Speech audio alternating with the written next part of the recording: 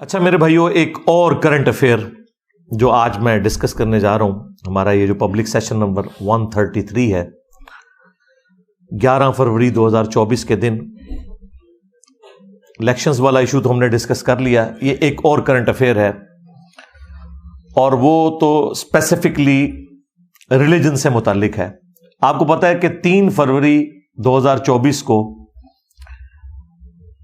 ہماری ایک عدالت سے فیصلہ آیا خان صاحب کی عدت میں نکاح کرنے کے حوالے سے، مبینہ جو بیان کیا جاتا ہے اس کے حوالے سے مختلف لوگوں نے مختلف آراء بیان کی، صحافیوں نے بھی اور علماء نے بھی اپنے اپنے انداز میں بیان کیا. جہاں تک علماء کا تعلق ہے تو ان کا تو آلموسٹ کنسنسس ہے کہ یہ جو فیصلہ آیا ہے یہ شرعی طور پر درست فیصلہ نہیں ہے. اس میں چند ایک لوگوں نے کوئی 2-4 دلائل بھی ذکر کیے ہیں، لیکن میں چاہ رہا ہوں کہ اس کو نٹی گریٹیز تک چیزوں کو ڈسکس کروں دلائل کے ساتھ قرآن و سنت کے، تاکہ پورا مقدمہ عام آدمی کو سمجھ آ سکے. اور اس حوالے سے جن لوگوں نے کورٹ رپورٹنگ کی ہے اس عدت والے کیس کی، میں نے ان صحافیوں سے جو پاکستان لیول کے بڑے صحافی ہیں ان سے فون کے اوپر تفصیل کے ساتھ ڈسکشن کی تاکہ مجھے ان کا اوپینین بھی پتہ چل جائے. اس کے بعد جو آلموسٹ 50 صفحوں کا فیصلہ ہے وہ بھی میں نے PDF منگوا لیا تھا، اسے بھی میں نے پڑھا. انتہائی شرمناک قسم کے الفاظ بھی اس میں موجود ہیں. میں تو کسی کو مشورہ نہیں دوں گا کہ وہ فیصلہ پڑھے. ویسے اللہ کا شکر ہے انگریزی میں زیادہ تر لوگوں کو تو سمجھ ہی نہیں آئے گا، سوائے آیات کے. آیات انہوں نے برل جو ہے نا سورۃ البقرہ کی وہ عربی میں ڈالی ہیں، سورہ طلاق کی، اور اس کا اردو ترجمہ اور انگریزی ترجمہ لکھا ہے. اس کے علاوہ سارا فیصلہ وہ انگریزی میں لکھا ہوا ہے. کیٹاگوریکلی اس پہ میں اپنی ورڈکٹ تو یہی دوں گا کہ یہ قانوناً بھی فیصلہ غلط ہے اور شرعی اعتبار سے بھی فیصلہ غلط ہے. یہ تو ایک ورڈکٹ ہوگی. اب اس کے اوپر میں ڈسکشن کروں گا انشاءاللہ اس کو ثابت کرنے کے لیے کہ یہ بات میں نے کیوں کہی.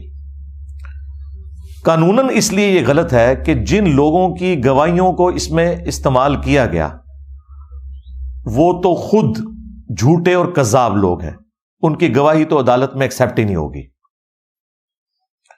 ان میں top of list Bushra Bibi کے جو ایکس ہسبینڈ ہیں خاور مانیکا صاحب، ان کے جھوٹ کا پلندہ شاہزیب خانزادہ نے جس طریقے سے کھولا.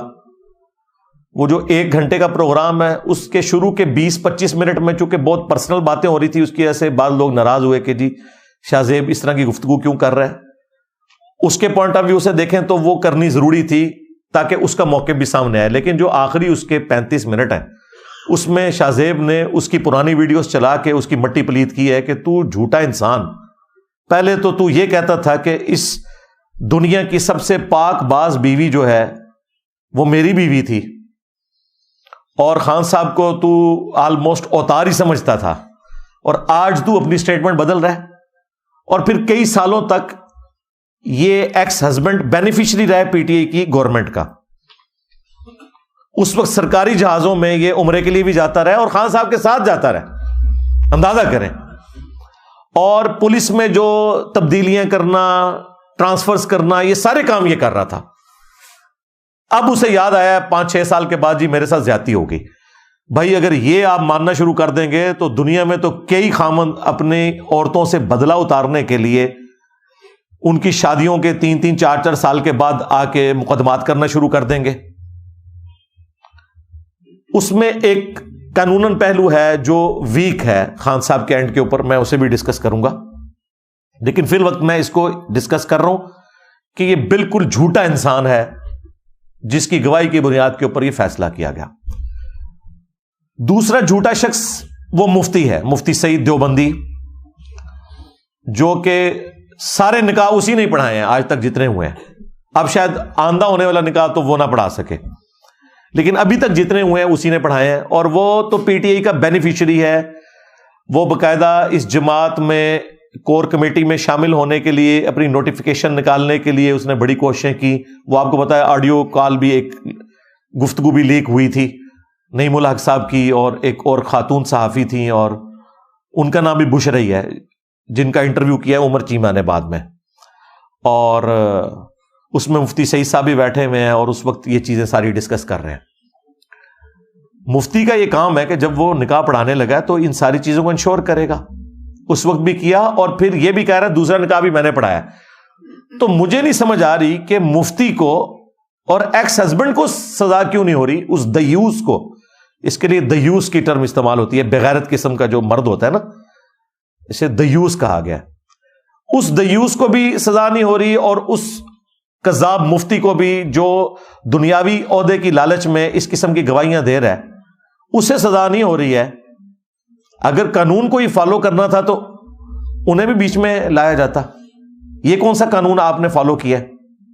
اب آ جائیں جو کمزوری ان کے اینڈ پہ ہوئی، وہ کمزوری یہ ہے کہ جو ریٹن میں طلاق والا معاملہ ہے نا، وہ ہوا ہے 14 نومبر 2017 کو، لیکن جو ایکچوئل طلاق تھی جو ریٹن میں نہیں تھی، اور شرعی اعتبار سے ریٹن میں ہونا کوئی ضروری نہیں ہے، ہاں اعلانیہ ہونا ضروری ہے، ریٹن میں ہونا ضروری نہیں ہے۔ وہ جو طلاق تھی وہ اپریل 2017 میں ہو چکی تھی، کیونکہ ندیم ملک صاحب کے پروگرام میں جو بشرا بی بی نے اپنا انٹرویو دیا وہ ایک ہی دیا تھا۔ اس وقت ندیم ملک صاحب ہم ٹی وی کے اوپر تھے اور ایک سلجھے ہوئے صحافی ہیں، اس وقت تو خیر پی ٹی اے کو بڑے اچھے لگتے تھے، بعد میں جب انہوں نے بیلنس گفتگو شروع کی تو وہ برے لگنا شروع ہو گئے۔ میرے نزدیک تو وہ ایک اچھے صحافی ہیں، کریڈیبل صحافی ہیں۔ تو ندیم ملک صاحب کو بشرا بی بی نے کہا کہ آپ واحد ہیں جنہوں نے میری عزت کے اوپر حملہ نہیں کیا، آپ نے بڑی ڈیسنٹ گفتگو کی، لہٰذا میں نے پورے میڈیا میں آپ کو سلیکٹ کیا ہے کہ میں آپ کو انٹرویو دوں، جس میں انہوں نے سفید کلر کا برقع پہنا ہوا ہے۔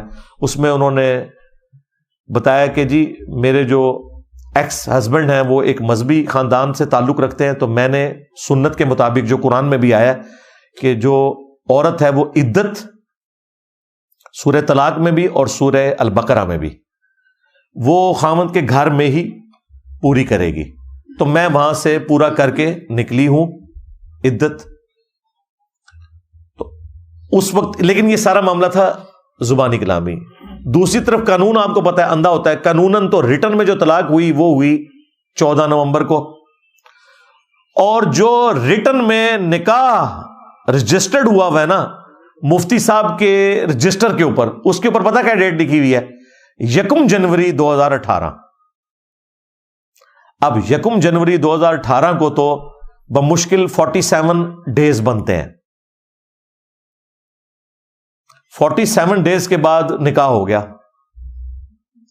اگر وہ قرآن پاک والی عدت لے کے چلتے تو ان کی ایج جو ہے نا بشرا بی بی کی نکاح کے وقت 46 ایئرز ہے، کیونکہ ان کی جو شناختی کارڈ بھی پبلک میں آ چکا ہے، اس میں نے جو ڈیٹ پڑھی ہے وہ 12 مارچ 1971 کی پیدائش ہے۔ ویسے گوگل میں تو 74 آ رہی ہے، لیکن جو اوریجنل شناختی کارڈ ہے جو صحافیوں کے پاس بھی تھا، جو ڈسپلے بھی کروایا، اس میں 71 ہے۔ تو 46 ایئرز کی ایج میں جو ہے وہ عورت کے مخصوص ایام والا معاملہ ختم ہونا شروع ہو جاتا ہے، اور آلموسٹ 50 تک ہو جاتا ہے، بعض کا 46-7 میں ہی ہو جاتا ہے۔ اس کیس میں جو لکھا ہوا ہے کہ جی ان کا وہ مخصوص ایام والا معاملہ ابھی ختم نہیں ہوا تھا۔ میں کوڈ ورڈز میں گفتگو کر رہا ہوں، اس کی وجہ یہ ہے کہ ہماری سسٹرز نے بھی دیکھنا ہے، بچوں نے بھی دیکھنا ہے، تو میں وہ اس طرح کے الفاظ استعمال خود نہیں کروں گا، کیونکہ میں نے بات بھی سمجھانی ہے، آپ کو پہنچانی ہے۔ بہرحال وہ عمر چیمہ کی جو رپورٹ تھی نا وہ صحیح نکلی، لہذا سب سے پہلے تو پی ٹی آئی کے آفیشل جو سوشل میڈیا کے انچارج ہیں یا خود خان صاحب ہیں، سب لوگوں کو عمر چیمہ سے تو پہلے معافی مانگنی چاہیے، جیو سے بھی معافی مانگنی چاہیے۔ جب جیو نے یہ خبر بریک کی تھی، انہوں نے کہا جھوٹ بول رہے ہیں، ابھی تو صرف رشتے کا پیغام بھیجا ہے ہم نے، اور پھر انہوں نے ایک 18 فروری کو سرمنی ارینج کی، اور اس کو انہوں نے کہا جی آج نکاح ہوا ہے۔ لیکن حیران کن بات بتاؤں، عدالت میں جا کے انہوں نے کہا جی 18 کو نکاح نہیں ہوا، نکاح ہمارا 1 جنوری کو ہی ہوا تھا۔ اب دیکھیں نا، آج کے دور میں تو 2 نمبریاں پکڑی جاتی ہیں، تو پھر عمر چیمہ سے معافی مانگے۔ اچھا 18 کو کیوں کیا تھا انہوں نے؟ اس لیے کہ انہوں نے مفتی سعید صاحب سے کہا کہ جی وہ عدت کے اندر ہو گیا تھا نکاح، تو اب عدت چکے پوری ہو چکی ہے، 3 مہینے پورے گزر چکے ہیں 14 فروری کو، تو اب 18 فروری کو ہم یہ نکاح کروا رہے ہیں۔ اس وقت یہ سٹیٹمنٹ تھی بقول مفتی سعید صاحب کے، لیکن اس سٹیٹمنٹ سے اب یہ لوگ پھر رہے ہیں، یعنی دونوں طرف کوئی یعنی سٹیٹمنٹس بھی ایک جیسی نہیں ہے کہ جس کی بنیاد کے اوپر کوئی فیصلہ اس حوالے سے کیا جا سکے۔ الٹیمیٹلی اب انہوں نے کہا کہ بھئی اگر ہم 1 جنوری 2018 کو نکاح رجسٹرڈ کروا رہے ہیں تو اگرچہ یہ آلموسٹ 47 ڈیز بنتے ہیں، 14 نومبر سے کیلکولیٹ کریں، سپریم کورٹ کا ایک فیصلہ پرانا موجود ہے کہ 39 ڈیز کی بھی عدت ہو سکتی ہے ایکسٹرا آرڈنری کیس میں اس عورت کے لیے جس کے مخصوص ایام 3 دن کے آتے ہوں اور پھر 15 دن بعد دوبارہ پاک ہو جائے۔ اب یہ کوئی کروڑوں میں ایک کوئی ایسی عورت ہوگی جس کے ساتھ ایسے ہوتا ہو، ادروائز ایسا عموماً نہیں ہوتا۔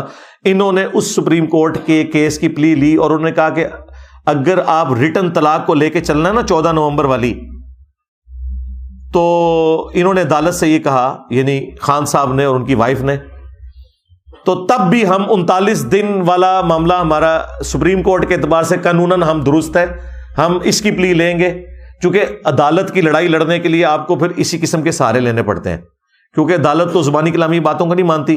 انہوں نے کہا شرعی طور پہ تو طلاق تھی اپریل کی، چلیں اگر آپ نے ریٹن میں بھی عدالت نے لے کے چلنا ہے نا تو یہ 39 دن سے زیادہ ہی بنتے ہیں، حالانکہ شرعی اعتبار سے یہ ان کا کلیم بھی غلط تھا، وہ تو ایک ایکسٹرا آرڈنری کیس میں ہے۔ میرے اعتبار سے عورت اگر یہ کہہ رہی ہے کہ اپریل میں میری طلاق ہو گئی تھی، بعد میں اس کو کاغذی کارروائی کرنے کے لیے 14 نومبر میں ریٹن میں کیا گیا، تو شرعی طور پہ عورت کی گواہی کو ہی درست ماننا چاہیے، قرآن بھی اسی کو سپورٹ کرتا ہے۔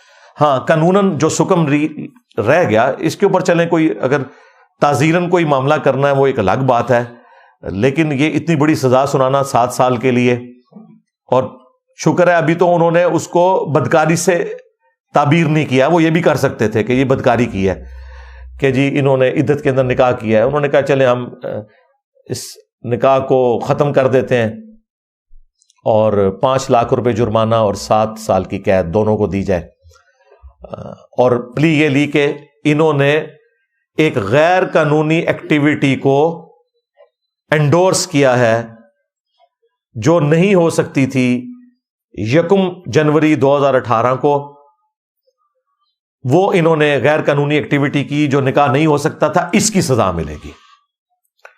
تعزیراً سزا بن سکتی ہے اگر یہ چیز اسٹیبلش ہو جائے، لیکن اتنی بڑی نہیں، یہ ذہن میں رکھیے گا۔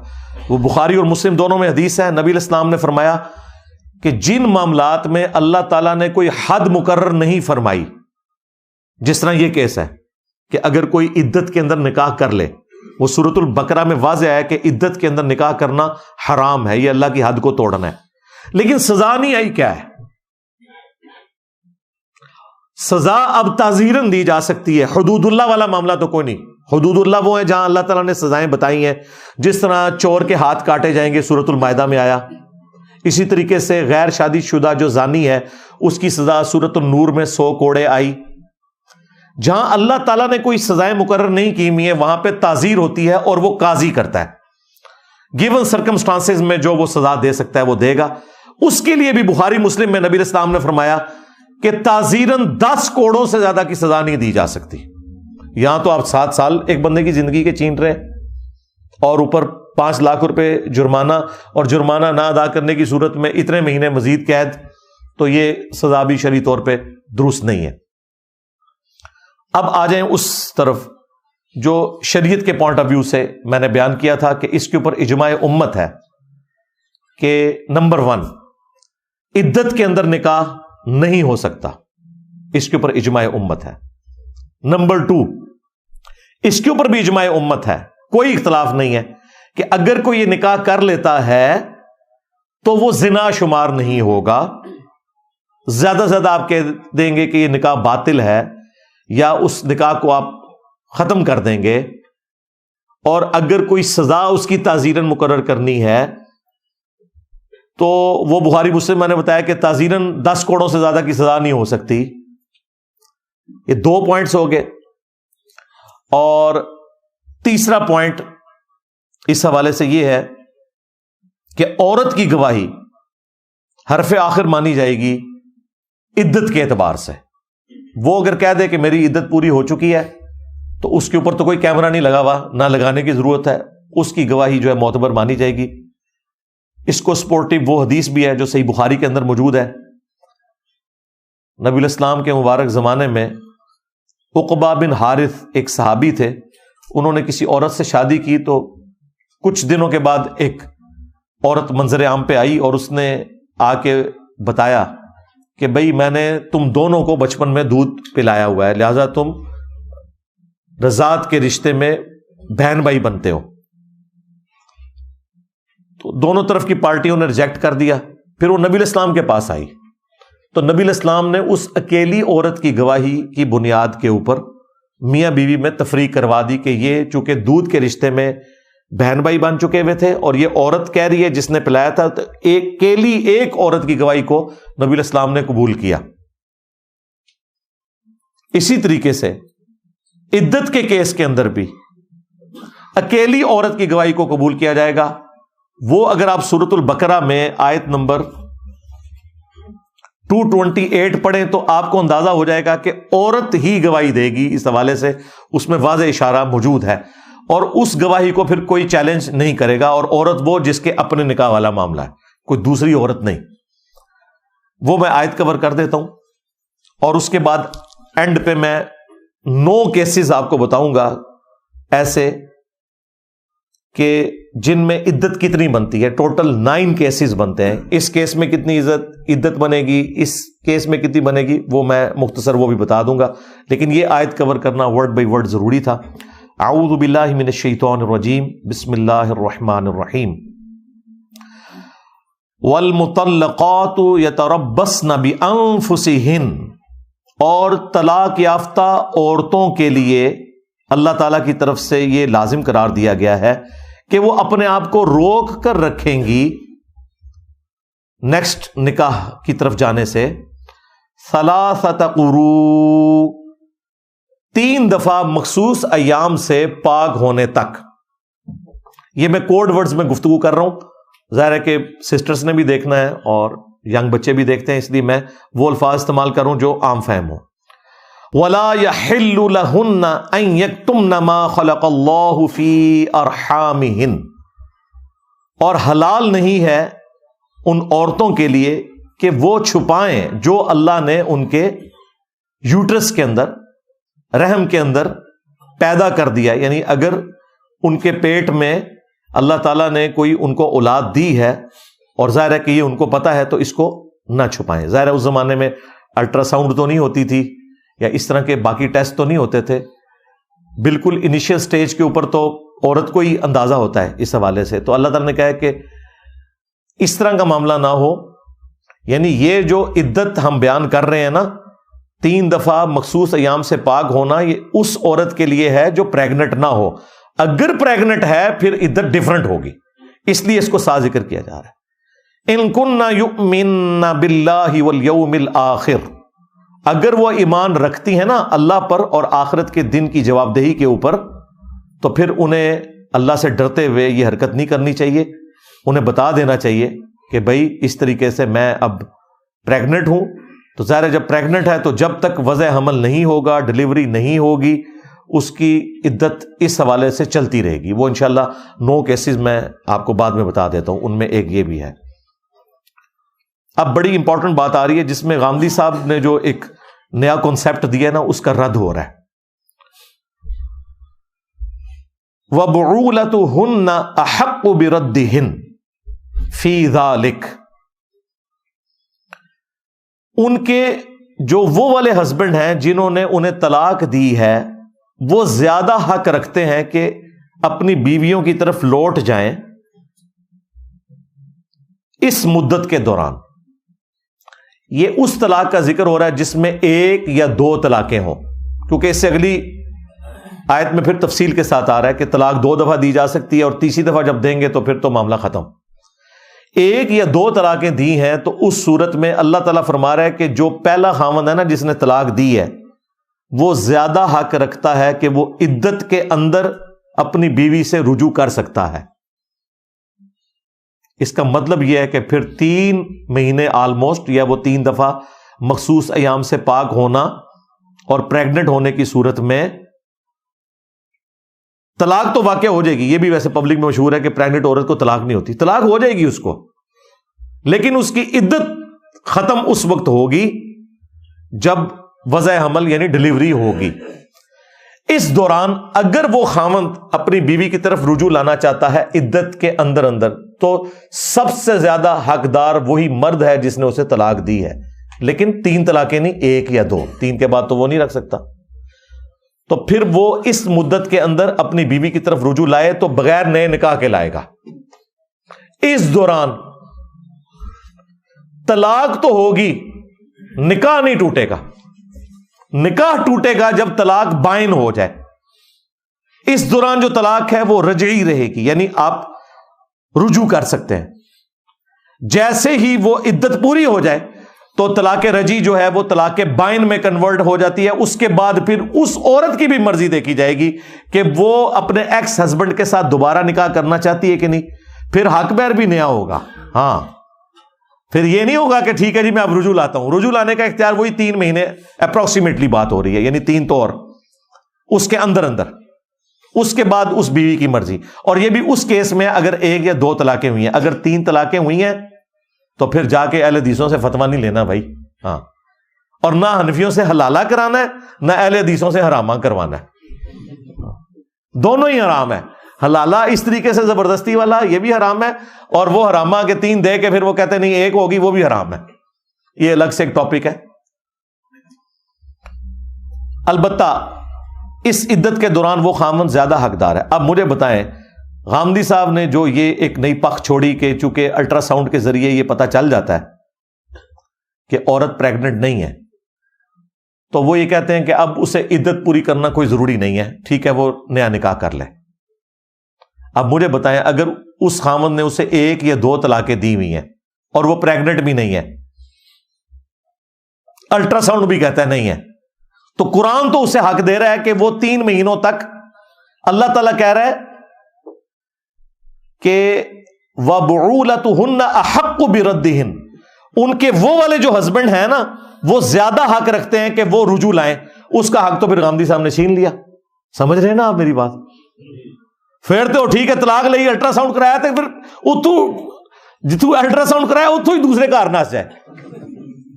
جبکہ قرآن تو کہہ رہا ہے نہیں, 3 مہینے کے اندر وہ خامند یہ حق رکھتا ہے کہ وہ اس عورت کے ساتھ شادی کرے.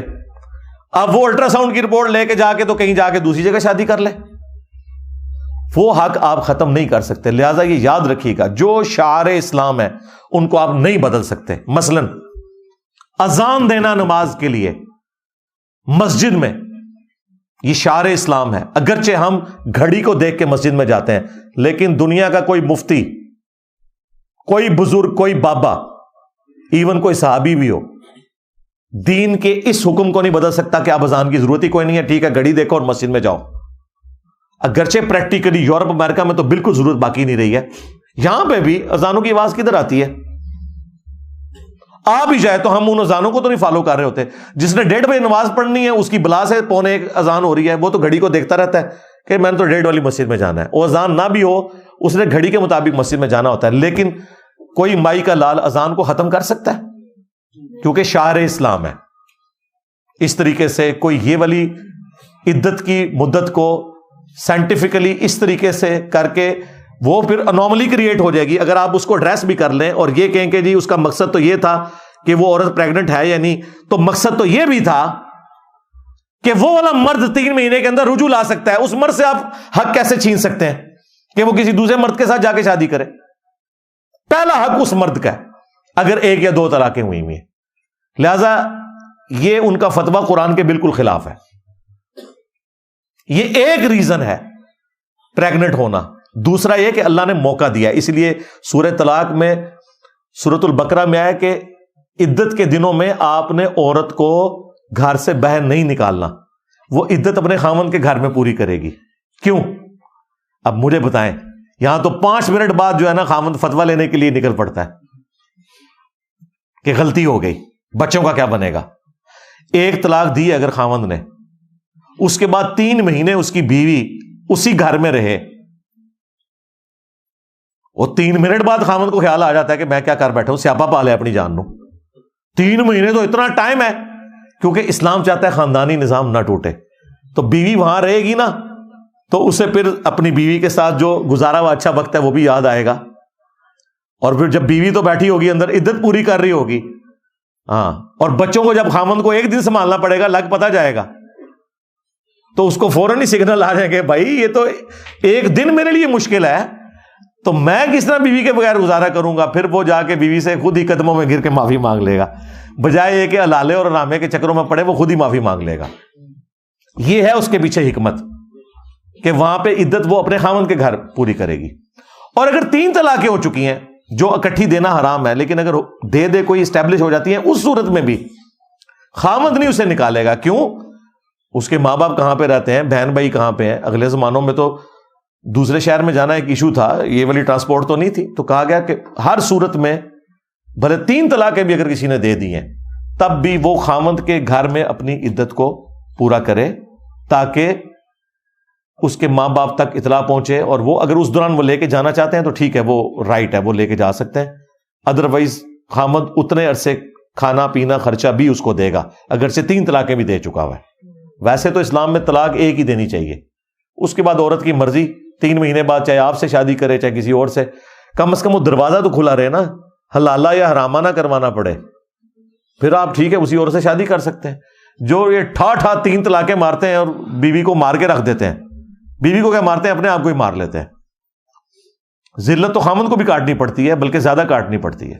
اس لیے میں شادی شدہ لوگوں سے کہتا ہوں کہ بھائی دروازہ توڑ لو, کھڑکی توڑ لو, اپنا سر پھاڑ لو, بیوی کا نہیں اپنا, لیکن طلاق کا لفظ نہ اپنی زبان پہ لاؤ, پوری زندگی پچھتاؤ گے. اگر اس عورت کی زندگی برباد ہوتی ہے نا تو اس مرد کا بھی کچھ نہیں بچتا.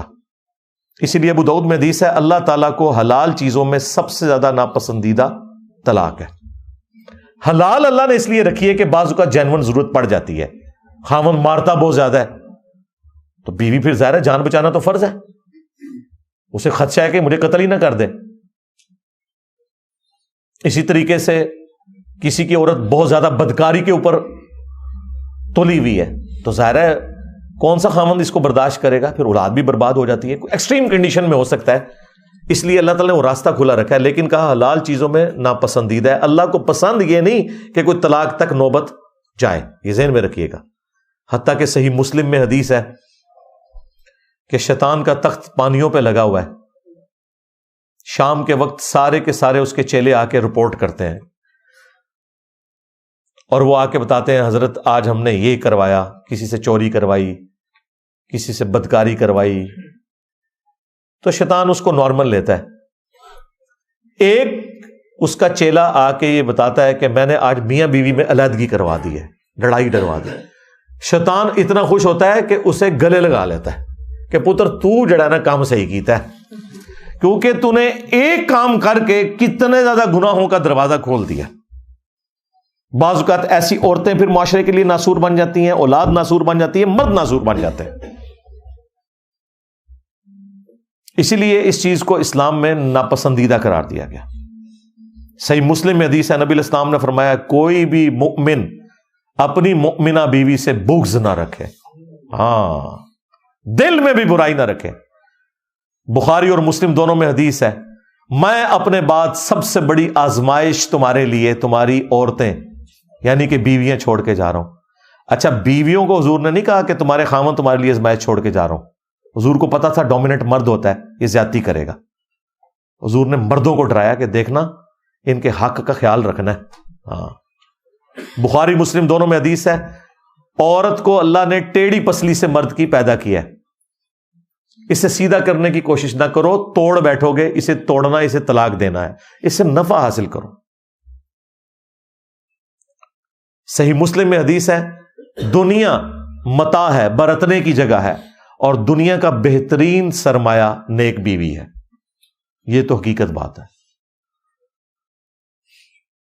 اس لیے نبی علیہ السلام نے اس حوالے سے ترغیب دلائی.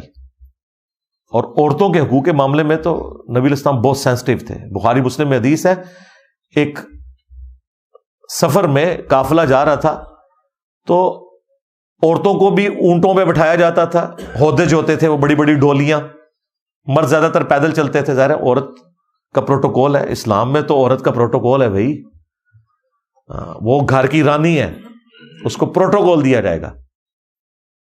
ابھی بھی دیکھیں آپ یار، مرد بےچارے شام کے وقت اپنی بیویوں کو موٹر بائکس پہ پیچھے بٹھا کے اپنے ماں باپ کی برائیاں سننے کے لیے ساتھ بٹھا کے لے کے جا رہے ہوتے ہیں، ڈرائیونگ خود کر رہے ہوتے ہیں، دن کو معیشت کی مصیبت بھی اٹھاتے ہیں اور رات کو بیویوں کے تانے بھی سنتے ہیں، اور بیویاں بھی ظاہر تکلیف کاٹ رہی ہیں، اس میں کوئی شک نہیں ہے.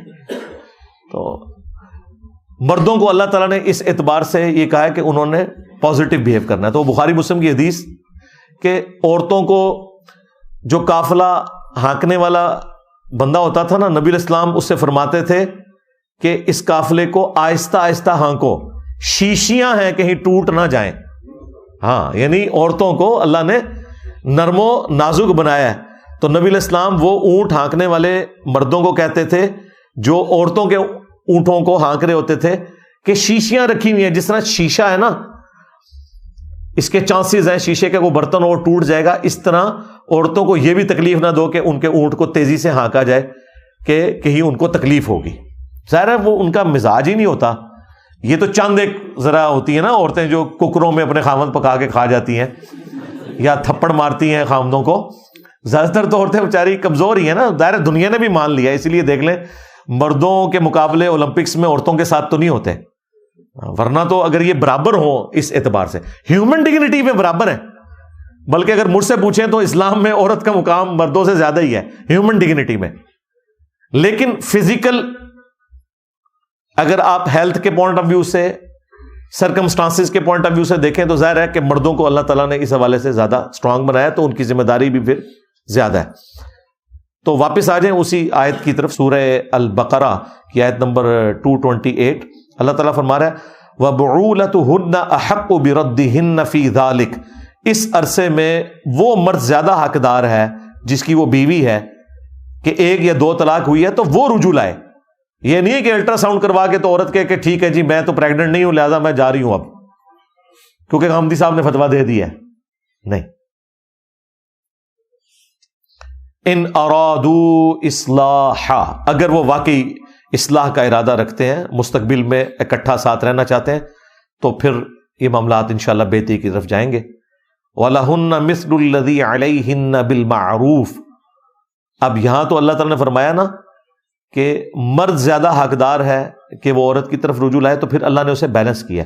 وَلَهُنَّ مِثْلُ الَّذِي عَلَيْهِنَّ بِالْمَعْرُوفِ. اسی طریقے سے ان عورتوں کے بھی حقوق ہیں اپنے مردوں کے اوپر دستور کے مطابق. یہ نہیں ہے کہ مرد ہی ہے جو وہ حق رکھتا ہے، عورت کا بھی اپنے مرد کے اوپر حق ہے. وَلِلرِّجَالِ عَلَيْهِنَّ دَرَجَةٌ، البتہ مردوں کو اللہ نے عورتوں پر اس اعتبار سے فضیلت دی ہے. سورۃ النساء میں بھی آیا نا الرجال قوامون علی النساء، مرد عورتوں کے اوپر حاکم ہے. حاکم سے مراد یہ نہیں کہ اس کو رعایا بنا کے رکھیں گے اس اعتبار سے کہ اس پہ چڑھ دوڑیں گے، نہیں. خاندانی جب ایک نظام بنے گا، ایک ادارہ وجود میں آئے گا تو ادارے کا ہیڈ ایک ہی ہوتا ہے، ادارے کا سی ای او ایک ہی ہوتا ہے، ادارے کا ڈائریکٹر ایک ہی ہوتا ہے. ہاں ڈپٹی ڈائریکٹرز آپ بے شک 10 رکھ لیں. تو ادارے میں ایک ڈومیننٹ پوزیشن مرد کے لیے ہے، اس لیے اللہ تعالیٰ نے اس میں برداشت زیادہ رکھی ہے اور طلاق کا حق بھی اسے دیا ہوا ہے. عورت کے لیے خلا ہے لیکن وہ ایک طریقے سے ہوگا، عورت خود اسے ایگزیکیوٹ نہیں کر سکتی، خلا کو ایک پروسیجر کو فالو کرے گی، لیکن مرد کو ایگزیکیوٹ کرنے میں ایک لمحے کی بھی دوری نہیں ہے. لیکن اللہ نے برداشت بھی دی ہوئی ہے، اس لیے مرد کو چاہیے کہ بجائے وہ طلاق دینے کے اوپر زور دے، جس طرح بخاری مسلم میں آتا ہے کہ وہ سیدہ فاطمہ اور سیدنا علی کا آپس میں کوئی اختلاف ہوا تو حضرت علی گھر سے باہر نکل گئے. شریف مرد ایسے ہوتے ہیں، اور جا کے وہ مسجد میں لیٹ گئے اور پھر نبی علیہ السلام پیچھے سے آئے اور بندہ بھیجا، خود تشریف لے گئے اور کہا اٹھ ابو تراب، اے مٹی میں لپٹنے والے. حضرت علی نے پھر اپنی کنیت ابو تراب رکھ لی. تو اس میں میرا ایک کلپ بھی آیا تھا کہ لڑائی کرنے کی بجائے آپ زن مرید، یعنی کہ پنجابی میں رن مرید بن جائے، یہ زیادہ بہتر ہے اگر آپ نے اپنا گھر چلانا ہے. تو ان کا درجہ ہے اس اعتبار سے کہ پہلا رائٹ ان کو دیا گیا ہے. اور پھر سورۃ النساء میں ساتھ یہ بھی آیا کہ مرد چکے عورتوں کے اوپر خرچہ بھی کرتے ہیں. واللہ عزیز حکیم، اور اللہ تعالیٰ غالب ہے، حکمت والا ہے. تو اللہ تعالیٰ کے سارے احکامات حکمت کے ساتھ ہے. تو یہ میں نے سورہ البقرہ کی آیت نمبر 228 کور کی، جس میں اللہ تعالیٰ نے واضح فرما دیا کہ جو شادی شدہ عورتیں ہیں ان کی عدت 3 دفعہ مخصوص ایام سے پاک ہونا ہے، اگر وہ پریگنٹ نہ ہو. اگر پریگنٹ ہوں گی پھر ڈیفرنٹ حکم ہوگا. اور وہ اب میں اینڈ میں مختصراً وہ 9 کیسز بیان کر دیتا ہوں صرف حوالے کی حد تک. باقی وہ ساری آیات نہیں پڑھوں گا ورنہ ٹائم زیادہ لگ جائے گا. مقصد تو میرا بات پہنچانا ہے. آلموسٹ میں الحمدللہ اس حوالے سے کامیاب ہو گیا ہوں کہ آپ کو پوری بات سمجھا دی ہے. کیس نمبر 1 وہ ہے مدخولہ، یعنی کہ شادی شدہ عورت جو مرد کی کسٹڈی میں آ چکی ہوئی ہے اور وہ ہے مطلقہ، یعنی اسے مرد نے طلاق دی. تو اب اس کی عدت سورۃ البقرہ کی آیت نمبر 228 میں، جس کو میں نے کور کیا، وہ آئی ہے کہ 3 دفعہ وہ مخصوص ایام سے پاک ہوگی. تو پھر اس کو اجازت ہے کہ وہ اسی خامند کے ساتھ دوبارہ شادی کرے. اگر 1 یا 2 طلاقیں ہوئی ہیں، 3 ہوئی ہیں پھر تو نہیں کر سکتی. لیکن اس عرصے میں اس عورت کی مرضی کے بغیر بھی اس کا خامند اس کی طرف رجوع لا سکتا ہے، کیونکہ وہ طلاق رجعی ہے، بائن نہیں ہوئی، طلاق ہوئی ہے، نکاح نہیں ٹوٹا. لیکن 3 طلاقوں کے بعد نکاح بھی ٹوٹ جاتا ہے. تو یہاں پہ یہ مدت آ گئی کہ وہ 3 دفعہ پاک ہوگی، تو یہ اس کی عدت بنتی ہے. کیس نمبر 2 شادی شدہ عورت ہے لیکن وہ پریگنٹ ہے اور اسے ہو گئی طلاق. تو طلاق تو اسٹیبلش ہو جائے گی، یہ جو پبلک مشہور ہے کہ نہیں ہوگی، ہو جائے گی. لیکن سورہ الطلاق کی آیت نمبر 4 میں اللہ تعالیٰ نے فرمایا کہ پھر اس کی جو مدت ہے عدت کی وہ ڈیلیوری تک ہے، وضع حمل تک. جب وہ پاک ہو جائے بچہ جننے کے بعد. اور اس میں یہ بھی ایکسیپشن ہے اس حوالے سے کہ اگر اسی دن اس کی ڈیلیوری ہو جاتی ہے یا اگلے دن ہو جاتی ہے، پھر یہ نہیں کہا جائے گا کہ 3 مہینے اس نے پورے کرنے، نہیں، اس کی ختم. کیونکہ اللہ تعالیٰ نے اسے اتنی بڑی خوشی دی ہے کہ دوسری والی اس سے پابندی اللہ تعالیٰ نے پھر اٹھا لی ہے. یہ اس کے پیچھے حکمت ہے. اچھا، کیس نمبر 3 عورت پریگنٹ تھی، طلاق تو اس کے مرد نے اسے نہیں دی لیکن خامند اس کا فوت ہو گیا. اب بخاری اور مسلم میں ایک حدیث موجود ہے، نبی علیہ السلام کے سامنے یہ کیس آیا، کیونکہ یہ کیس قرآن میں نہیں ڈسکس ہوا تھا. قرآن میں یہ تو آیا تھا کہ جو پریگنٹ عورت ہے اس کی عدت وضع حمل ہے. لیکن یہ قرآن میں کیس آیا تھا اس عورت کا جس کو طلاق ہوئی ہو، جس عورت کا خامند فوت ہو گیا اور وہ پریگنٹ تھی، اس کی ڈیلیوری ہو گئی 2-3 دن کے بعد. تو کیا اس کی عدت ختم ہوگی یا نہیں ہوگی؟ بخاری مسلم دونوں میں حدیث ہے. نبی علیہ السلام کے سامنے یہ کیس آیا تو آپ نے فرمایا کہ اس کی عدت بھی ختم ہے، وہ چاہے تو دوسرا نکاح کر سکتی ہے. یعنی جو بیوہ عورت ہے وہ بھی وضع حمل ڈیلیوری کے بعد دوسرا نکاح کر سکتی ہے. اس کے لیے وہ 4 مہینے 10 دن والا معاملہ بھی ختم، اگر وہ پریگنٹ تھی، کیونکہ اللہ نے اسے اتنی بڑی خوشی دی کہ اس کے خامن کے مرنے کا شوق ختم ہو گیا. کیس نمبر 4 جو اس کے ساتھ جڑا ہوا ہے، صرف بیوہ عورت جو پریگنٹ نہیں ہے، اس کی عدت پھر اللہ تعالیٰ نے 3 حیض والی نہیں رکھی، 3 دفعہ مخصوص ایام سے پاک ہونے والی نہیں رکھی، بلکہ 4 مہینے 10 دن رکھی ہے. اور اس کا ذکر اللہ تعالیٰ نے سورۃ البقرہ میں فرما دیا. چاہے وہ جوان عورت تھی، اس کو مخصوص ایام کا سلسلہ تھا، اب وہ 3 مہینے سے بھی اس کی زیادہ ہو گئی. اور اس کی ایکسٹینشن بخاری مسلم میں آئی ہے کہ یہ بیسیکلی اس عورت کا سوگ ہے 4 مہینے 10 دن. لیکن یہ سوگ ختم ہو جائے گا اگر اس کی ڈیلیوری ہو جائے، کیونکہ اللہ نے اسے اولاد کی شکل میں خوشی اتنی بڑی دے دی ہے کہ اس کا سوگ ختم ہے. وہ بخاری مسلم میں حدیث ہے نا، کسی عورت کے لیے حلال نہیں ہے کہ وہ 3 دن سے زیادہ سوگ کرے، جو اللہ اور یوم آخرت پر ایمان رکھنے والی عورت ہے، سوائے اپنے خامند کے کہ اس کے لیے 4 مہینے 10 دن وہ کرے گی، لیکن یہ سوگ بھی ختم ہو جائے گا اگر اسے اولاد کی ڈلیوری کی خوشی مل گئی ہے تو سوگ ختم، پھر 4 مہینے 10 دن پورے کرنا ضروری نہیں ہے، عدت ختم۔ کیس نمبر 5 اور 6 یہ دونوں جڑے ہوئے، اور اسی میں وہ ایک مسئلہ ہے جو ایتھیسٹ بھی اٹھاتے ہیں، جو پچھلے دنوں میں نے اس کے اوپر کچھ لائیو سیشن میں بھی گفتگو کی تھی، اگرچہ میری جو پرانی قرآن کلاس ہے اس میں یہ مسئلہ اوور لک ہو گیا تھا مجھ سے، میرے سامنے وہ بعد میں آیا کہ یہ ایک کریٹیکل ایشو ہے۔ اس میں میں نے یہ تفسیر اس کی بیان کرتے ہوئے یہ کہہ دیا تھا کہ جو عورت ابھی مخصوص ایام کو نہیں پہنچی ہوئی ہے اس کی جو عدت ہے وہ 3 مہینے ہے، لیکن میں نے ساتھ یہ بتایا تھا کہ اس عورت کی رخصتی نہیں ہو سکتی۔ اصل میں تو ایتھیسٹ نے یہی مسئلہ اٹھایا ہوا ہے کہ ایک نابالغہ عورت کو آپ مرد کے حوالے کیسے کر سکتے ہیں، تو اس وقت بھی میں نے یہ والی بات نہیں، لیکن مجھ سے یہ اوور لک ہو گیا کہ یہ تو نارملی بن جائے گی، کیونکہ دوسری طرف سورۃ الاحزاب میں آیا ہے کہ جس عورت کی رخصتی نہیں ہوئی ہے اس کی تو عدت ہی کوئی نہیں ہے۔ جب بعد میں میری توجہ اس طرف گئی تو پھر میں نے اس کے اوپر پوری ریسرچ کی، اور پچھلے دنوں بائی چانس ایک کوشچن بھی آیا تو میں نے اس کے اوپر تفصیلی گفتگو کی تھی۔ یہ جو کیس نمبر 5 اور 6 اکٹھا بیان ہوا ہے سورہ الطلاق کی آیت نمبر 4 کے اندر، بلکہ 3 کیسز بیان ہو گئے میں، یہ والا بھی اور ایک جو میں ڈسکس کر چکا ہوں کہ جو عورت پریگننٹ ہے اس کی ڈلیوری کے ساتھ ہی اس کی عدت ختم ہو جائے گی۔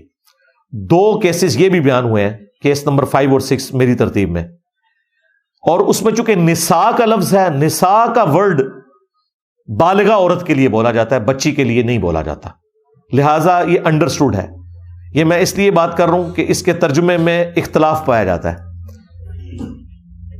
بہت سے لوگوں نے جو ترجمہ کیا اس میں انہوں نے ایک خاص حکم چھوڑ دیا جس کی وجہ سے ایتھیسٹ کو موقع ملا، میں اس ترجمے کے ساتھ ایگری نہیں کرتا۔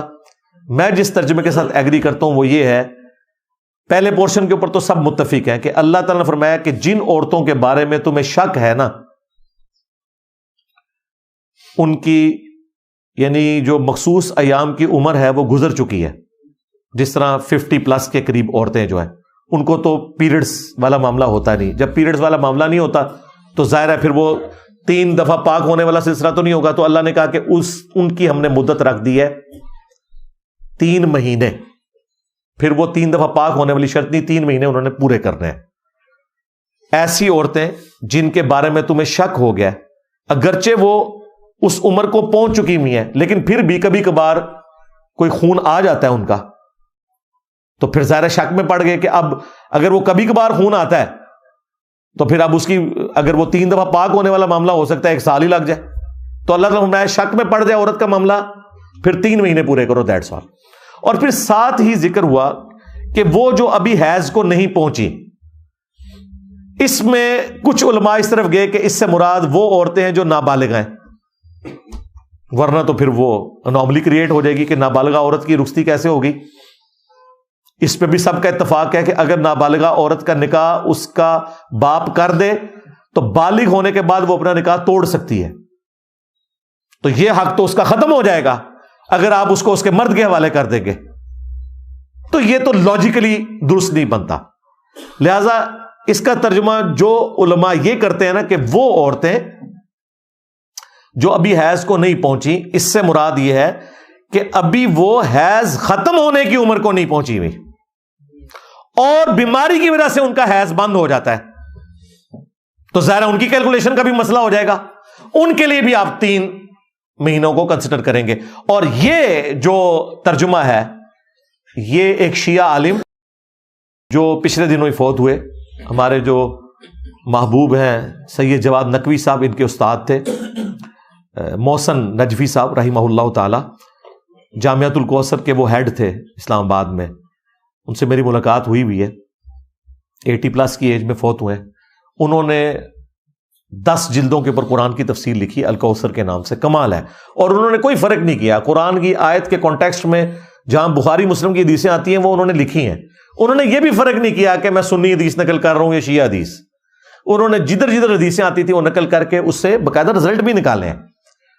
انہوں نے یہی ترجمہ اڈاپٹ کیا ہے جو میں یہ کر رہا ہوں, اور وہ فٹ ان بیٹھتا ہے, کیونکہ نساء کا ورڈ عورت کے لیے بولا جاتا ہے, اور نساء کا ورڈ جب بولا گیا تو پھر یہاں دوسرے والی وہ عورت مراد نہیں ہوگی کہ جس کی ابھی مخصوص ایام کی عمر نہیں آئی, بلکہ وہ مراد ہوگی کہ جس کے مخصوص ایام کے ختم ہونے کی ابھی عمر نہیں آئی ہوئی, اس کے باوجود کسی بیماری کی وجہ سے اس کو مخصوص ایام آنا بند ہو گئے ہیں, کسی بھی وقت شروع ہو سکتے ہیں, تو اب ہو سکتا ہے اس کو بھی سال ڈیڑھ آپ کو انتظار کرنا پڑے. تو اللہ نے فرمایا نہیں, ضرورت نہیں ہے, اگر بیماری ڈکلیئر ہو جاتی ہے تو پھر آپ نے اس کے لیے بھی 3 مہینے اس کی عدت ہوگی, اس کے بعد وہ دوسری شادی کر سکتی ہے. کیس نمبر 7, وہ عورت جو غیر مدخولہ ہے, یعنی ابھی اس کی شادی نہیں ہوئی, صرف نکاح ہوا ہے, اپنے خاوند کے پاس نہیں گئی, تو وہ سورۃ الاحزاب میں آیا کہ پھر ایسی عورت جو ہے اس کی عدت نہیں ہوگی, کیونکہ اسے اس کے مرد نے ہاتھ نہیں لگایا. پلس سورۃ البقرہ میں آیا کہ ایسی عورت کو اگر مرد چھوڑ دے گا نا, حق مہر پھر بھی دے گا آدھا. ہاں, اور اگر حق مہر طے نہیں ہوا تھا, ابھی صرف زبانی کلامی نکاح کی بات چلی تھی, پھر بھی اللہ نے کہا کچھ نہ کچھ دو اسے. ہاں, عورت کا اتنا حق ہے. یہاں پہ کہتے ہیں جی حق مہر جو ہے 32 روپے 8 آنے ہیں, پتہ نہیں کہاں سے نکالا ہے. اور سورۃ النساء میں آیا ہے کہ اگر سونے کا ڈھیر بھی عورت کو دے دیا ہے نا کسی نے حق مہر میں, تو اب وہ واپس نہیں لے سکتا, کیونکہ اللہ نے فرمایا تم نے اس سے نفع حاصل کیا ہے, اس عورت سے, وہ تمہاری بیوی رہی ہے. یہ اس عورت کی بات ہو رہی ہے جس کی رخصتی ہوگی. جس کی رخصتی نہیں ہوئی نا, اگر اس کے ساتھ آپ کا 10 تولے سونے کا ایگریمنٹ ہوا ہے نا نکاح کا, 5 تولے پھر بھی دینا پڑے گا.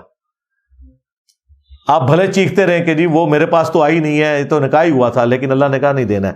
اور اگر کچھ بھی طے نہیں ہوا تھا, صرف زبانی کلامی نکاح ہوا تھا, اور یہ طے پایا تھا کہ بعد میں ڈیفائن کر لیں گے کہ نکاح کا حق مہر کتنا رکھنا ہے, تب بھی کچھ نہ کچھ دے کے معاملے کو جو ہے وہ سیٹل کرنا ہے. یہ ہے عورت کے حقوق. یہاں پہ عورتیں بھاگ رہی ہیں یورپ اور امریکہ میں حقوق مانگنے کے لیے. کیس نمبر 8 نمبر, خلا لینے والی عورت شادی شدہ, یعنی اس کے خاوند نے اسے طلاق نہیں دی, نہ وہ بیوہ ہے, اور نہ وہ ایسی عورت ہے کہ اس کی بھی رخصتی نہیں ہوئی, رخصتی بھی ہو چکی, مدخولہ بھی ہے, بیوہ بھی نہیں ہے, شادی شدہ ہے, خاوند طلاق بھی نہیں دے رہا, اب وہ طلاق لینا چاہتی ہے. یہ اس کو اللہ نے رائٹ دی ہے سورۃ البقرہ میں 229 نمبر آیت کے اندر. اللہ نے اسے رائٹ دی ہے. اب خاوند اسے طلاق نہیں دینا چاہتا, تو یہ اس کا رائٹ ہے, وہ طلاق لے سکتی ہے.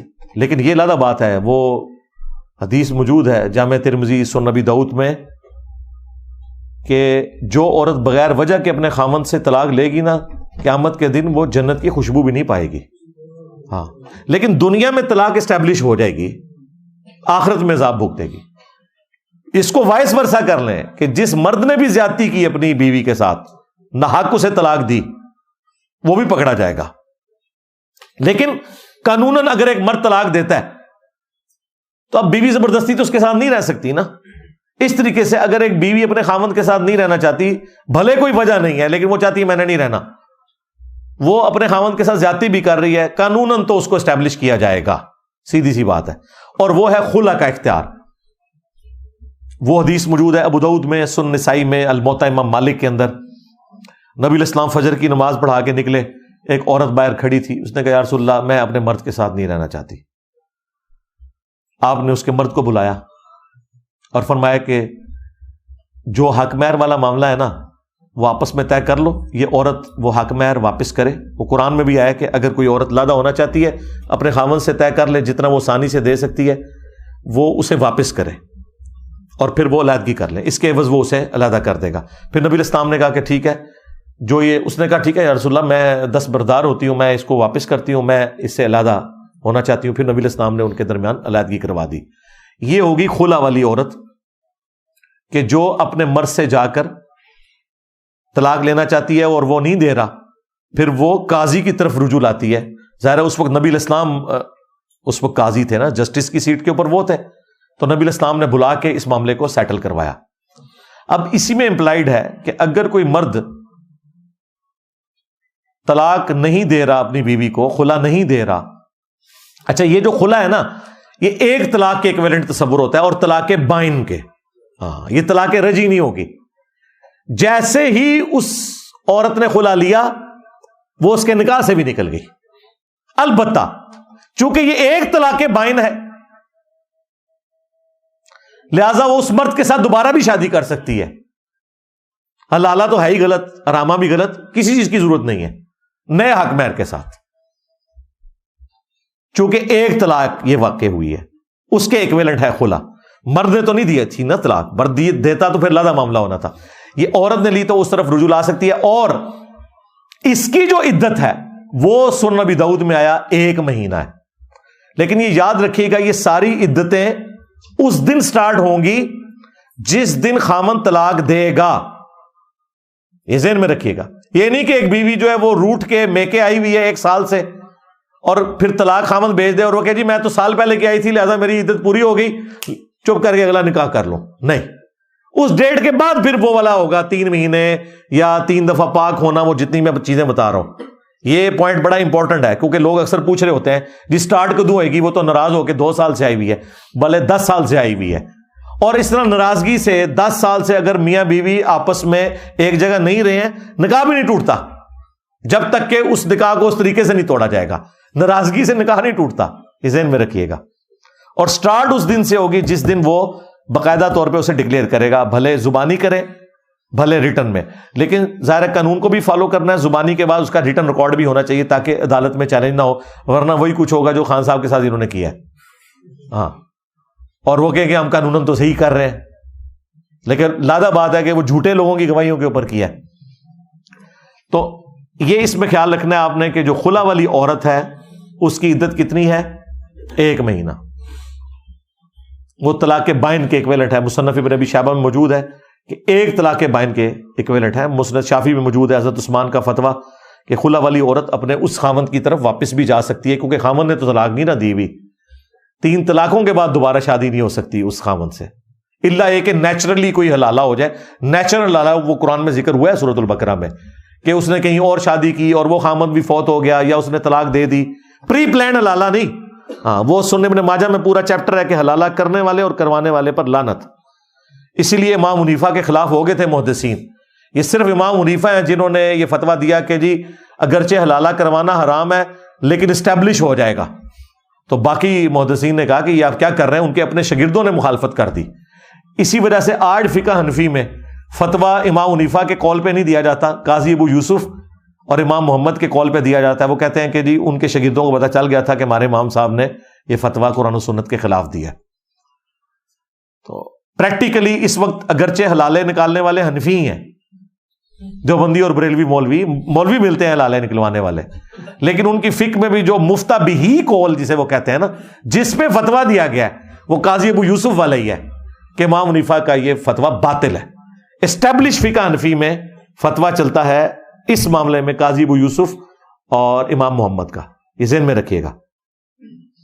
بہرحال یہ 8واں کیس تھا کہ خلا والی جو عورت ہے وہ پھر 1 مہینے اپنی عدت پوری کرے گی اور اس کے بعد اس کی مرضی، چاہے اسی خاوند سے دوبارہ شادی کر لے، لیکن ظاہر کدھر کرے گی، اسے تو جان چڑھائی تھی، لیکن آپشن موجود ہے.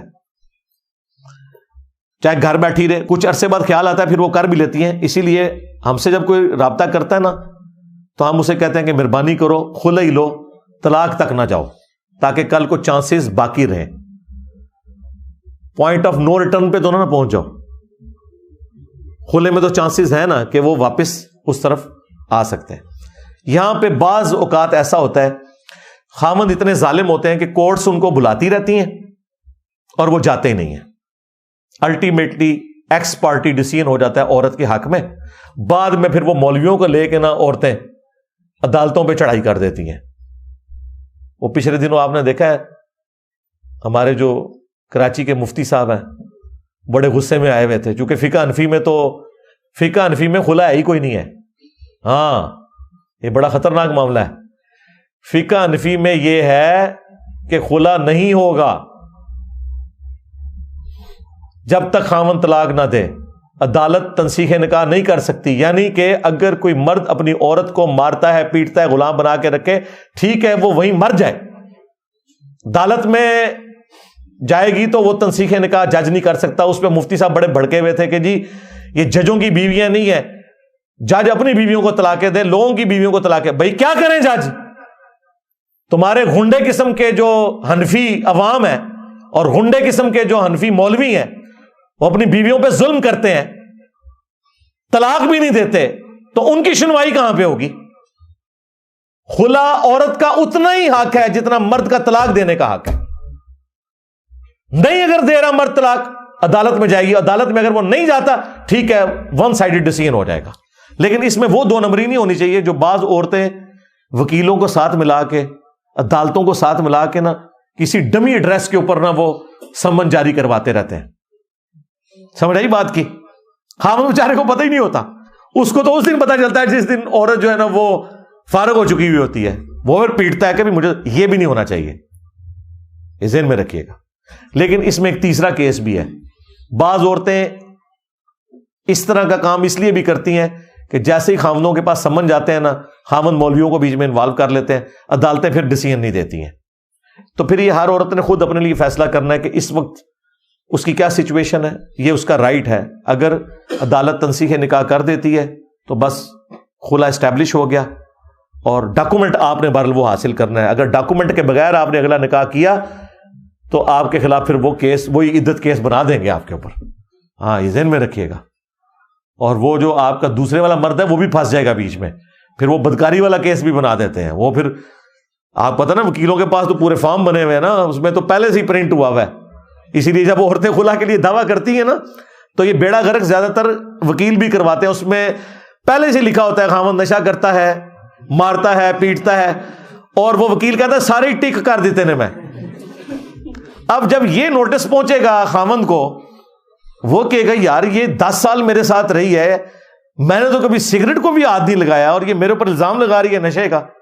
وہ کہتے ہیں ایسی تیسی، پھر میں ایسی عورت کو فارغ ہی کراں گا۔ تو یہ بھی بجائے جوڑنے کے نا توڑنے کا کام کرتے ہیں وکیل حضرات بھی، یہ میں آپ کو بتاؤں۔ اور اس میں بعض کا ججز بھی شامل ہوتے ہیں، اور پھر اور بھی بڑی غلیظ قسم کی خبریں بھی ان لوگوں کی نکلتی ہیں، ججز کی بھی اور وکلاء کی بھی، وہ ایک الگ سے معاملہ ہے۔ ہم تو لوگوں کو صرف ترغیب دلا سکتے ہیں کہ وہ اللہ سے ڈریں۔ آخری کیس نمبر 9 وہ ہے مفقود الخبر، جو خاوند ہے، یعنی کہ مسنگ پرسن۔ آپ سمجھ آئے؟ اس کی جو ہے نا وہ عربی ہے، جس کی خبر نہیں ہے کہ وہ کدھر ہے، کسی دوسرے ملک گیا تھا، گم گیا۔ اگلے زمانوں میں تو نہ کوئی موبائل فون، نہ کوئی ڈیٹا، نہ کوئی پاسپورٹ والا معاملہ، بلکہ اس ماڈرن دور میں بھی کتنے لوگ بلوچستان سے مسنگ پرسن ہوئے ہوئے ہیں، کے پی سے ہوئے ہوئے ہیں، اور پی ٹی آئی کے بعد تو اب پنجاب سے بھی مسنگ پرسن آنا شروع ہو گئے ہیں۔ پہلے پنجابیوں کو اس تکلیف کا اندازہ نہیں تھا، جب خود مسنگ پرسن ہوئے نا تو اب انہیں پتا چلا کہ وہ بلوچستان والے بےچارے کیوں آگے دھرنے دیتے ہیں۔ تو دیکھیں وہ ہمارے بھائی جو ہیں عمران ریاض حفظہ اللہ تعالی، انہوں نے دھرنے میں جا کے معافی مانگی کہ یار میں اس زمانے میں اسٹیبلشمنٹ کو خوش کرنے کے لیے وی لاگز میں کہتا تھا کہ کچھ نہ کچھ تو کیا ہے بلوچیوں نے جو اٹھائے گئے ہیں۔ وہ اپنی وائف کو ساتھ لے کے گئے ہیں، اور میں سلوٹ کرتا ہوں، انہوں نے بڑی جرت کی ہے، معافی مانگی ہے بلوچیوں سے۔ انہوں نے کہا میں جب خود ہوا ہوں نا مسنگ تو مجھے اس تکلیف کا اندازہ ہوا ہے۔ یہ حقیقت بات ہے، جس کے گھر سولر نہیں ہے، یو پی ایس نہیں ہے، اسی کو اندازہ ہے کہ لوڈ شیڈنگ ہو گرمیوں میں تو رات کو بچے نہ سوئیں، پوری رات آپ بھی جاگیں، صبح آپ نے کیا مزدوری کرنی ہے۔ جن کے گھروں میں جنریٹر لگے ہوئے ہیں وہ دروں میں کھڑے ہو کے آپ کو کہیں گے بجلی کے بل پھاڑ دو، کوئی مسئلہ نہیں ہے، کیونکہ ان کی بجلی تو کٹ بھی گئی تو ان کے پاس جنریٹر ہے۔ جن کے وہ بل پھڑوا رہے ہیں اور آگے لگوا رہے ہیں نا، ان بچاروں کے تو بچوں نے نہیں سونا، ان کے گھروں کا خرچہ کون اٹھائے گا؟ یہ دوسروں کو مشورے دینا بڑے آسان ہوتے ہیں۔ تو اب ایسا مرد جو گم چکا ہے اس کے لیے کیا ہے؟ اس میں شریعت خاموش ہے، الحمدللہ۔ یہ اسلام کی سچائی ہے کہ اس کے بارے میں کوئی شرعی حکم قرآن و سنت میں نہیں آیا۔ یہ اسلام کے قیامت تک حق پہ ہونے کی دلیل ہے کہ اسلام نے اسے اوپن چھوڑ دیا۔ جو میں اکثر کہتا ہوں کہ اجتہاد اسلام کی خوبصورتی ہے، اجتہاد کا دروازہ قیامت تک کھلا ہوا ہے. قرآن و سنت فکس ہیں, اجماع امت کو بھی آپ اسی میں شامل کر لیں. جو اجتہاد اور قیاس ہے یہ قیامت تک اللہ نے کھول کے رکھا ہے. کیوں؟ اللہ کو پتا تھا کہ حالات و واقعات کا ڈسیزن تو وہ لوگ کریں گے نا جن کے زمانے میں وہ مسئلہ ہوگا. مجھے بتائیں, امام حنیفہ کو تو پتہ ہی نہیں ہے انتقال خون یعنی بلڈ ڈونیشن کیا ہے. امام حنیفہ نے کینگرو دیکھا ہی نہیں ہے, وہ کیسے بتائیں حلال ہے کہ حرام ہے. امام شافعی نے تو ریل گاڑی دیکھی نہیں ہے. امام مالک نے تو ہوائی جہاز دیکھا ہی نہیں ہے. امام احمد بن حنبل نے تو کیمرہ دیکھا ہی نہیں ہے. ان سارے اماموں نے اسپیکر کے بارے میں جانتے ہی نہیں ہیں. وہ بیچارے کیسے فتوے دے سکتے تھے اس زمانے میں؟ لہذا ان فقہا کے فتوے ان کے زمانے تک کے لیے تھے, اور میجورٹی چیزیں قرآن و سنت اور اجماع امت سے ثابت ہوتی ہیں. کہتے ہیں جی امام حنیفہ نے بتایا بھینس حلال ہے, اور بھینس کا حلال ہونا تو قرآن میں لکھا ہوا ہے سورۃ المائدہ میں کہ بہیمۃ الانعام جو ہے نا, جو بے زبان مویشی ہیں, یہ سارے تمہارے لیے حلال کر دیے گئے, اور ان کی نشانی ہے وہ کٹے ہوئے کھر ہوتے ہیں. وہ کٹا ہوا کھر گائے کا بھی ہوتا ہے, بکری کا بھی ہوتا ہے, بھینس کا بھی ہوتا ہے, اونٹ کا بھی ہوتا ہے, زرافے کا بھی ہوتا ہے. ہاں جی, زرافہ بھی حلال ہے, یہ میں نے بتایا. تو اب فقہ انجینئرنگ کوئی بن جائے گا؟ نہیں, اجتہاد قیامت تک ہے. آج جتنے مسائل ہیں جدید, وہ امام حنیفہ تو نہیں بتا رہے, وہ مفتی تقی عثمانی صاحب بتا رہے ہیں, وہ مفتی منیب الرحمان صاحب بتا رہے ہیں, باقی علماء بتا رہے ہیں, علماء عرب بتا رہے ہیں, کیونکہ اجتہاد اسلام کی خوبصورتی ہے. تو یہ دیکھیں کتنی بڑی خوبصورتی. 9th کیس جو میں بیان کر رہا ہوں کہ جس کا خاوند مسنگ ہو جائے, وہ ہر زمانہ ڈیسائیڈ کرے گا کہ اس زمانے میں اس کے لیے کتنا ٹائم رکھنا چاہیے. امام ابو حنیفہ رحمۃ اللہ علیہ نے اپنے زمانے میں ایسا عجیب و غریب فتویٰ دیا کہ وہ آج تک حنفیوں کے گھاٹے میں فٹ ہے, کسی کو منہ دکھانے کے قابل نہیں ہے. وہ کہتے ہیں 90 سال انتظار کرے گی. اس سے بڑا مذاق یہ کہ وہ کہتے ہیں کہ اگر 90 سال انتظار نہیں کر سکتی نا, اتنی دیر انتظار کرے کہ جتنی دیر اس خامند کے ہم عمر جتنے مرد ہیں وہ فوت ہو جائیں.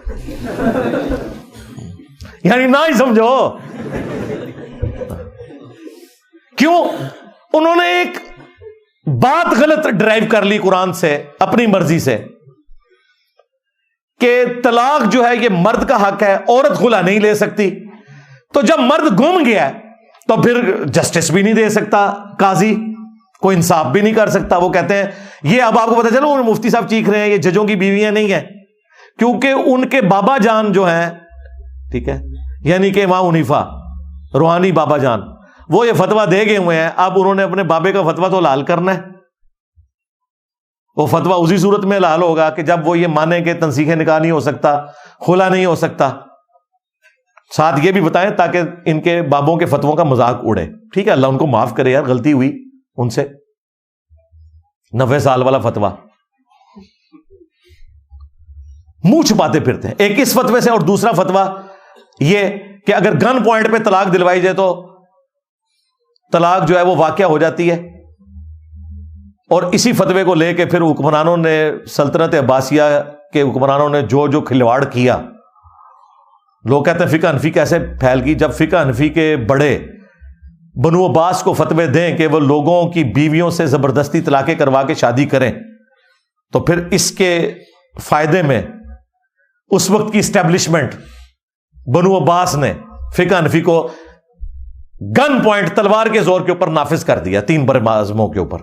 اسی لیے فقہ حنفی کے مسائل قرآن و سنت کے خلاف ملتے ہیں. ہم کہتے ہیں کتابیں کچھ اور کہہ رہی ہیں, یہ کیا کہتے ہیں؟ او بھائی وہ فتوے ہوئے میں اسٹیبلشمنٹ کے اس زمانے کی کتابیں لکھنے والے لکھتے رہے کہ یہ فراڈ ہو رہا ہے. او بھائی قرآن میں آیا ہے سورۃ النحل کے اندر کہ اگر زندگی موت کی کشمکش ہو, گن پوائنٹ پہ کوئی شخص کسی سے کلمات کفر بھی نکلوا دینا اور وہ دل میں ایمان رکھتا ہو تو وہ کافر نہیں ہوگا.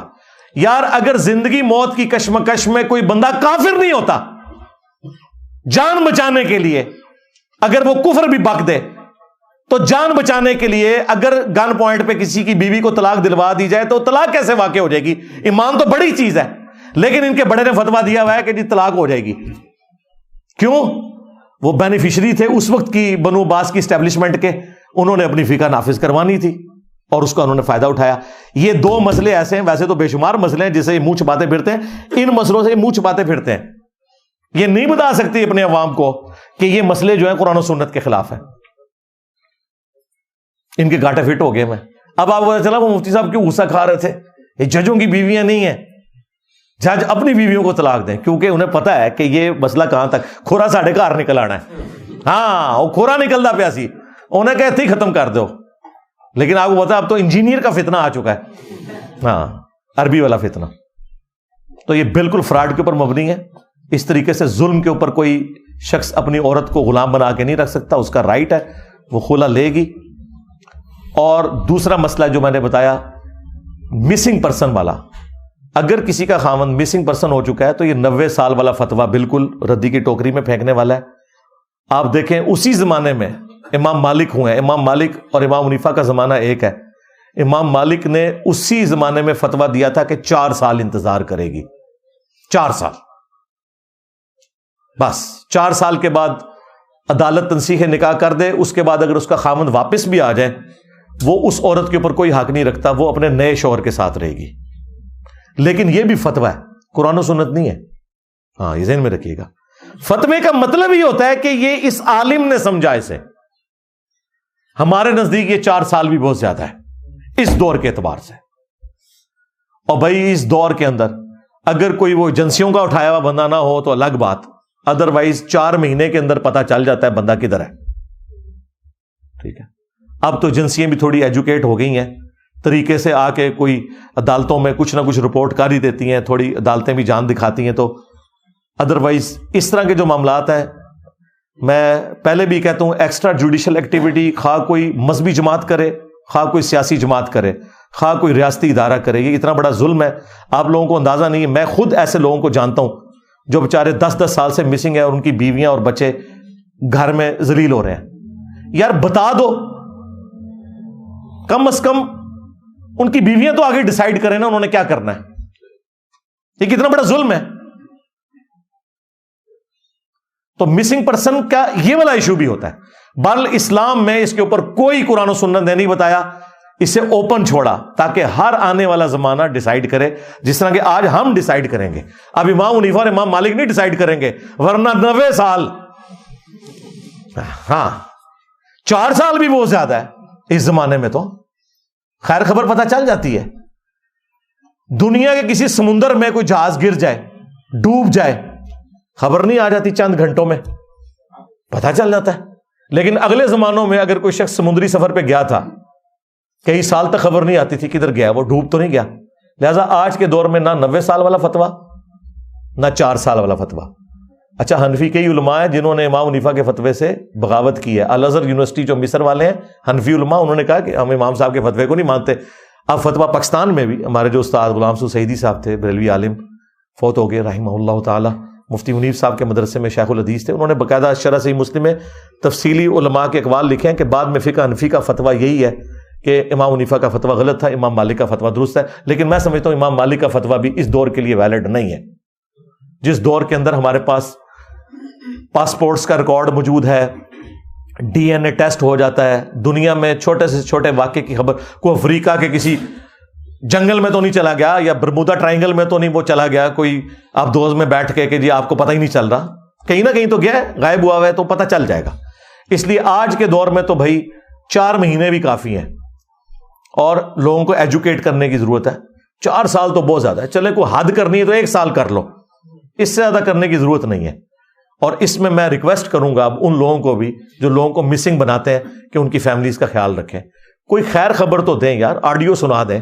مجھے بتائیں کسی کی آڈیو یا ویڈیو شیئر کرنے سے جو بندہ آپ نے پکڑا ہوا ہے, کم از کم اس کے بیوی بچوں کو صبر تو آ جائے نا کہ یار زندہ ہے, امید پہ بیٹھے ہوئے.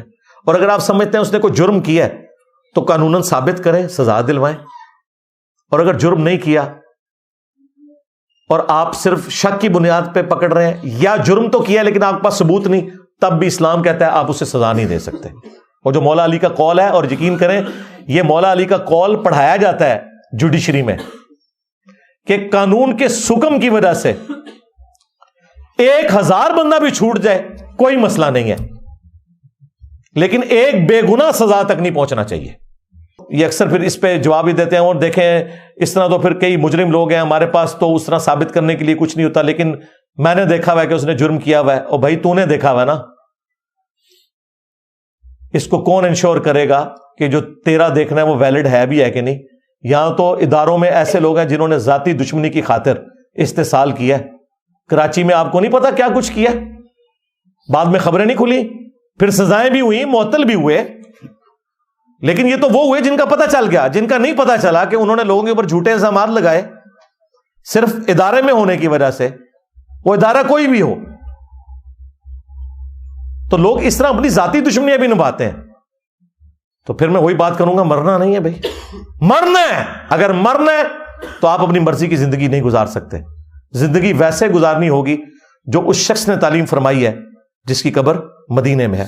صلو علی محمد وآل محمد, اللہم صلی علی محمد وعلی آل محمد واصحاب محمد وازواج محمد وامت محمد اجمعین الی یوم الدین, آمین.